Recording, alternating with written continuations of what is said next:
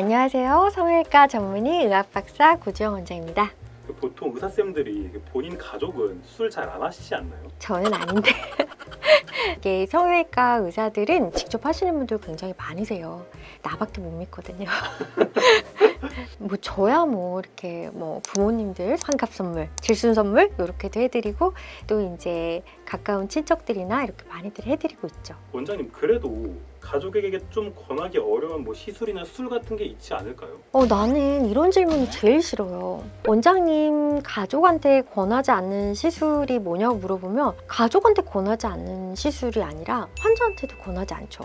그러니까 가족한테 안 하는 시술은 환자한테도 당연히 안 하고 제가 환자한테 하는 시술은 가족들한테도 다 합니다. 결국에는 제가 환자들한테 권하지 않는 수술을 물어보시는 것 같아요. 수술 성형이라는 거는 환자분들의 컨디션에 따라 되게 달라지거든요. A라는 환자한테는 꼭 필요한 시술이 B라는 환자한테는 독이 될 수도 있고, A 환자한테는 하면 안 되는 시술이 B한테는 꼭 필요한 시술이 될 수 있고, 그렇기 때문에 존재하는 모든 시술들이 부작용과 또 장점과 이런 것들을 잘 가늠을 해서 이 환자한테 꼭 필요한 시술이라면 하고, 생길 수 있는 부작용이 더 크다고 하면은 안 하고, 거기서 판단의 기준을 나누는 거라 어떤 시술은 내가 권하지 않는다 이렇게 말하기는 어렵지만요. 그럼에도 불구하고 이제 제가 조금 환자분들한테 이런 거는 좀 적극적으로 안 권하는 것들은 있기는 있어요. 이제 여러 가지가 있을 수가 있는데요. 이제 우선 첫 번째로는 저가의 필러를 절대 권하지 않습니다. 우리가 안 녹는 필러, 녹는 필러 이렇게 구분들을 크게 큼직큼직하게 하잖아요. 근데 실제로 이제 필러의 제조 과정이랑 이런 것들을 보게 되면은 저가의 필러들을 주입을 하는 거에 있어서의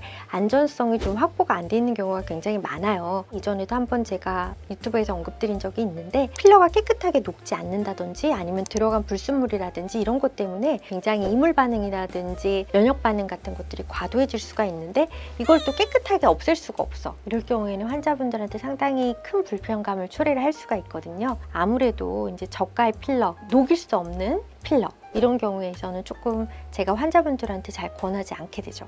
그리고 또 하나 제가 조금 별로 안 권하는 시술이 있는데요. 그거는 이제 지방흡입입니다.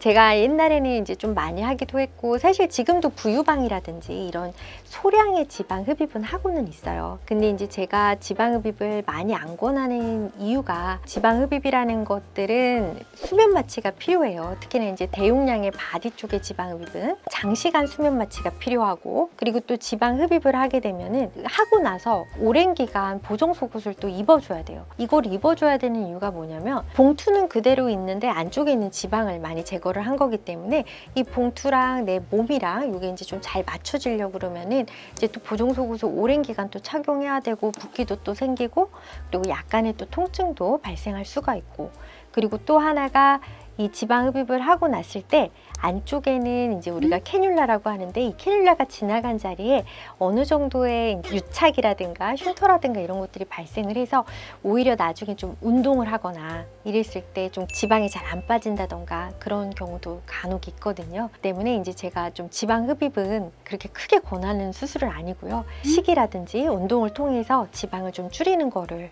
권하고 있고 그렇게 했는데도 이렇게 정말 안 없어지는 군살들 이런 경우에 있어서 이제 소량의 지방 흡입이라든지 아니면 이제 냉동 지방분해 이제 쿠스컬프팅 같은 그런 FDA 승인받은 장비들이 있거든요. 그래서 그런 것들을 좀 더 많이 권하죠.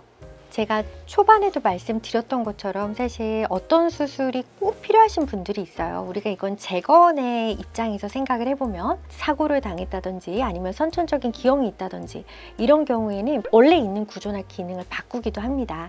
네, 그렇지만 이런 경우들을 제외하고 일반적으로 이제 미용을 위해서 이렇게 눈이 쑥 들어가 있는 분이 나 눈이 조금 더 커 보이기 위해서 뒤트임을 할래 하고서 이제 과도하게 외양각에 이제 성형을 하게 된다던가 이럴 경우에는 이제 미적으로 봤을 때는 크게 개선은 없는데 눈시림이라든가 많이 발생하는 이런 경우들이 생길 수가 있거든요. 그래서 기본적으로 제가 환자분들한테 권하지 않는 수술은 얻는 것보다 잃는 게 많은 수술 이거는 제가 권하지 않고 있고요. 그리고 얻는 게 있다고 하더라도 나이가 들면서 이게 불편해지는 경우들이 생겨요. 우리가 지금 수술하고 끝이 아니라 나이가 들면서 또 몸이라는 게 변하고 또 노화가 발생을 하거든요. 그럼 그때 가서 또 뭔가를 할 수 있게 남겨놔야 될 조직들이 있고 그리고 보존해야 될 조직들이 있는 거거든요. 그렇기 때문에 수술을 한 번 할 때 너무 과도하고 너무 침습적인 수술보다는 장기적으로 봤을 때 안전하면서도 그리고 충분한 미용적 개선을 가져갈 수 있는 그런 수술들을 조금 더 권해드리고 있습니다.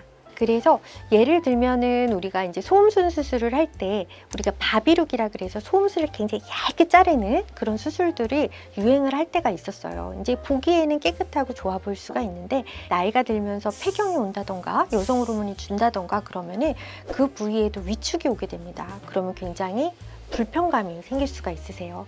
그래서 그런 것들도 다 고려를 해야 되기 때문에 이제 환자의 현재 상황뿐만이 아니라 수술하는 의사라고 하면은 환자의 10년 뒤, 20년 뒤, 30년 뒤에도 환자한테 편한 수술 그리고 그때도 또 추가적인 개선을 가능할 수 있도록 충분한 이제 해부학적 구조를 보존하는 그런 수술들이 필요하다고 할 수 있겠습니다.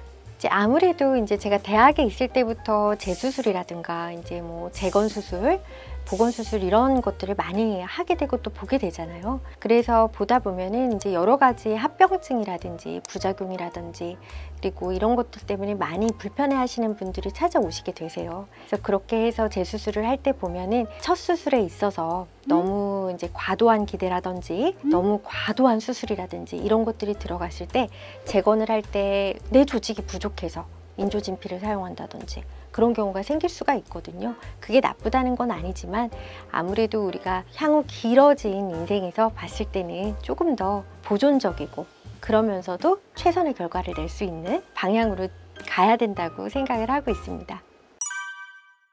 가족들한테 권하지 않는 수술을 저한테 이제 물어봐 주셨잖아요.